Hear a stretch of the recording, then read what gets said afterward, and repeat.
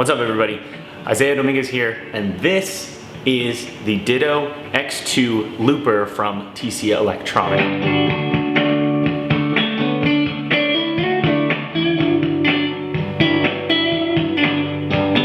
I wanted to make a video about this looper because not only do I think it's just like a cool tool to utilize if you're just practicing in your basement, kind of like this setup is, but I also have used it a ton, gigging just as a solo act, a singer-songwriter, and I think that it's a cool thing to incorporate into your live set just to, if anything, create a new dimension or a new sense of depth for your audience members. And I wanted to cover a couple of reasons why this is my favorite looper and also why I will be getting rid of it at the beginning of this week.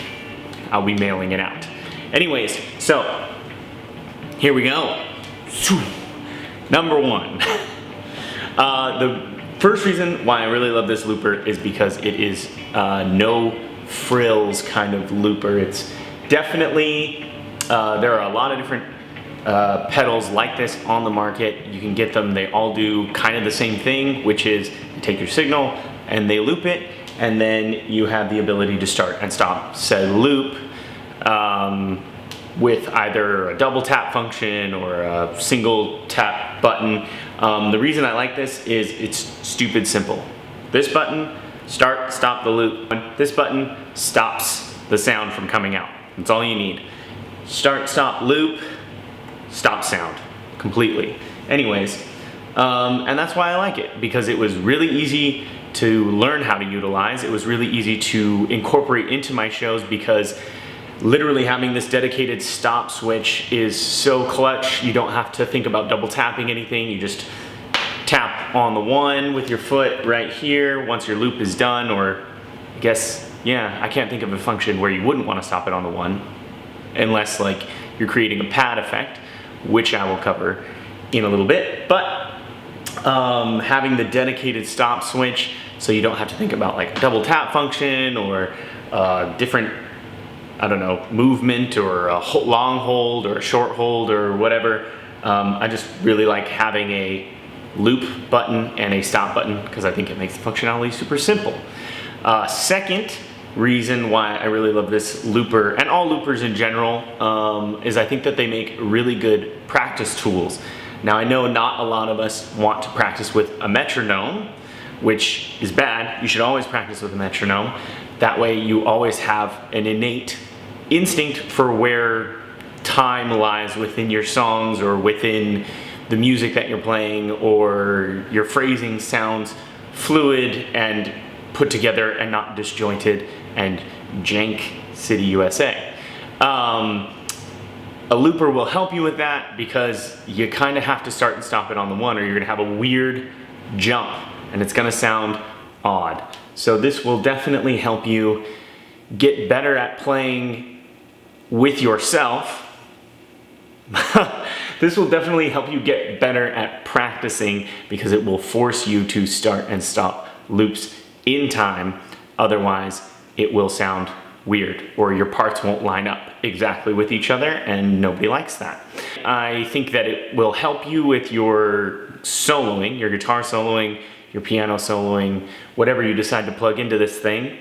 It has helped me a ton just being able to play with somebody in the background.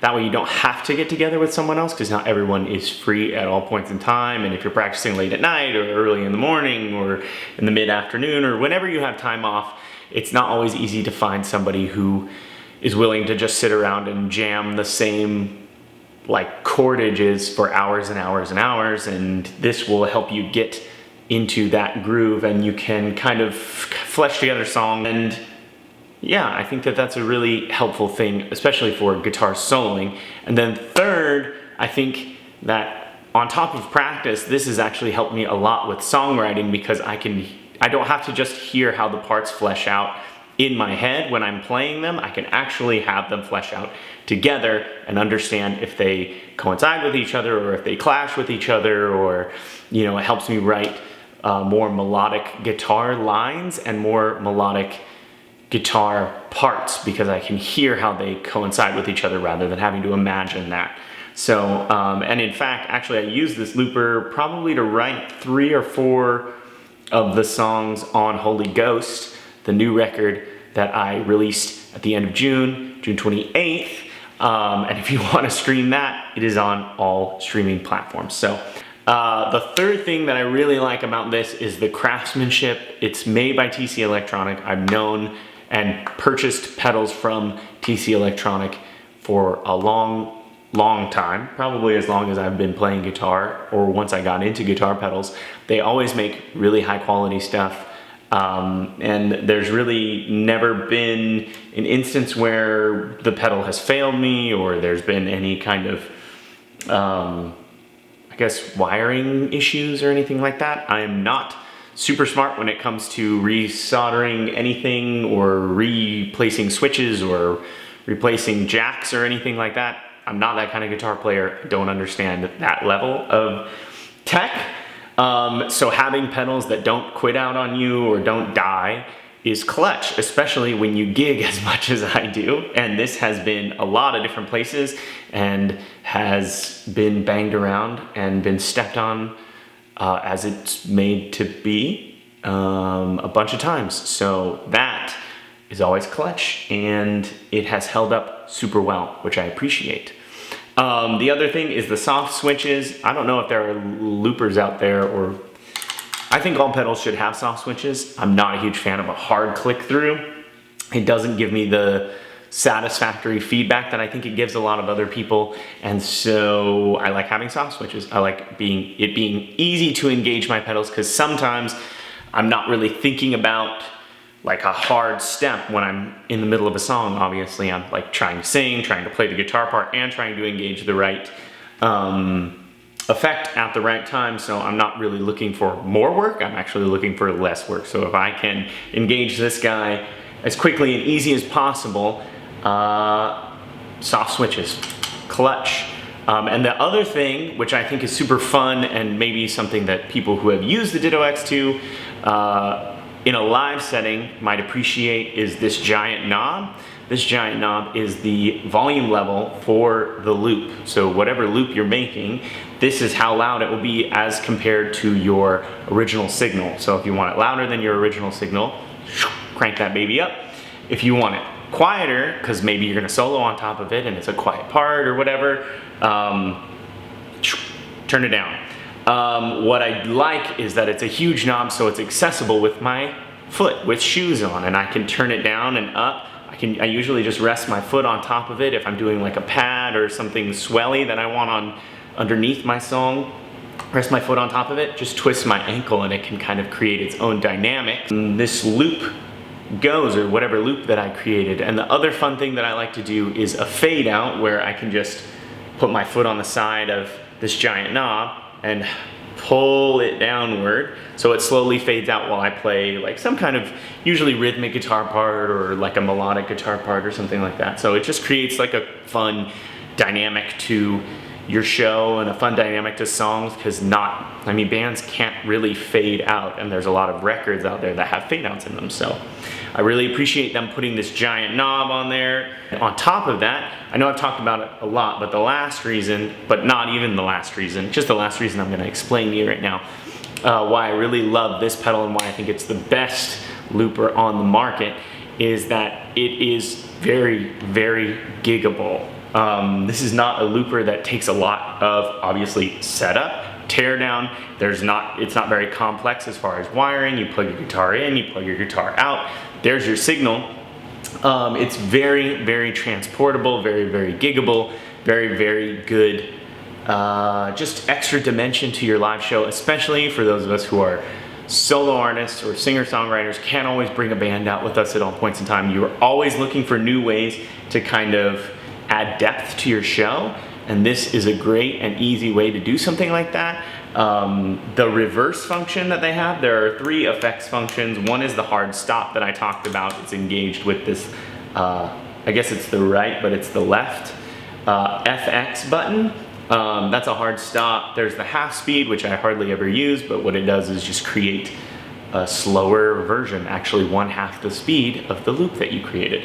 And then the reverse function, which I do use quite a bit, which helps when you are using like an electric guitar, you drench it in reverb, you create some kind of like droning note or some kind of droning swell, you hit that reverse and boom, there's your pad underneath whatever guitar part that you're going to play. The other thing that you can utilize a looper for, especially gigability wise, is percussion or percussive parts, which I have found add just a little bit more groove to what you're playing. You know, when you're in like a bar setting or you're playing like a happy hour and you start to see people bob their head, and then you can put a little beatboxy groove on top of it, or you can use your guitar as like a percussive instrument, and that will just add more depth. Again, it's all about depth and creating like a differentiator between you and every other singer-songwriter that is out there playing happy hours with an acoustic guitar. And the last thing, as far as gigability, is being able to solo. So for those of you who know, happy hour gigs don't always last an hour. In fact, I used to play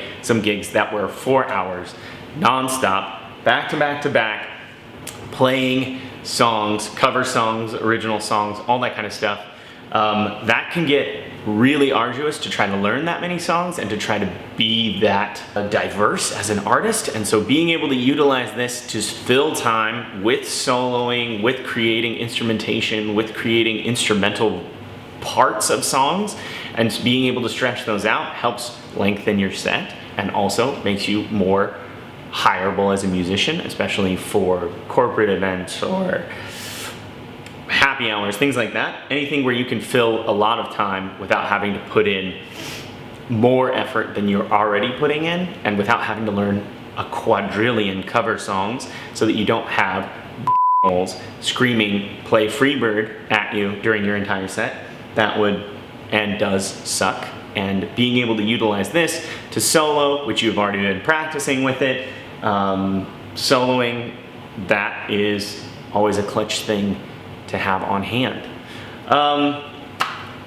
So why am I getting rid of this? I'm getting rid of this because I will be replacing it with something that has the ability to create independent loops. So I'm at the point with my looping that I really enjoy. This guy, I might buy one again, you never know.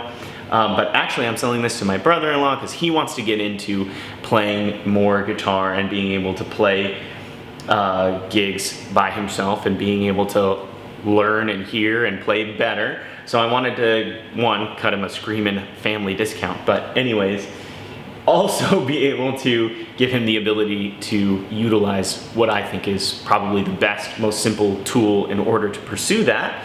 And where I'm at within my looping abilities, I want to be able to incorporate different instrumentation, so be able to incorporate keys and be able to incorporate guitar and be able to incorporate padded percussion as well as real percussion.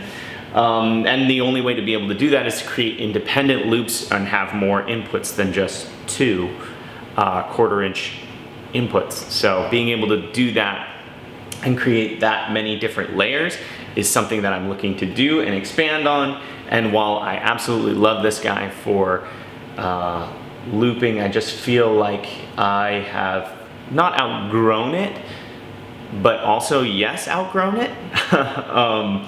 I just feel like it provides a very good base level starting looping, and it really it's a really quality base level tool, and I am looking to do something a little bit more complex, so I don't necessarily need the simplicity of this.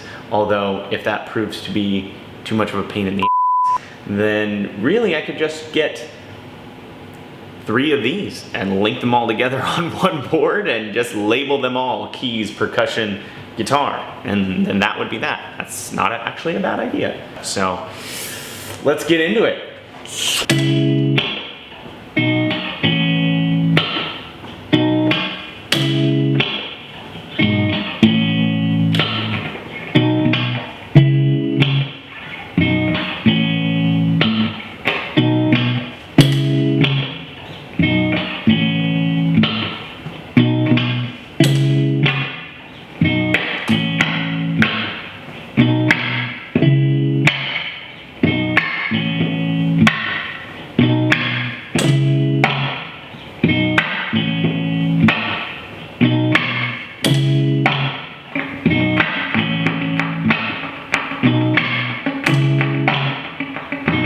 Bye.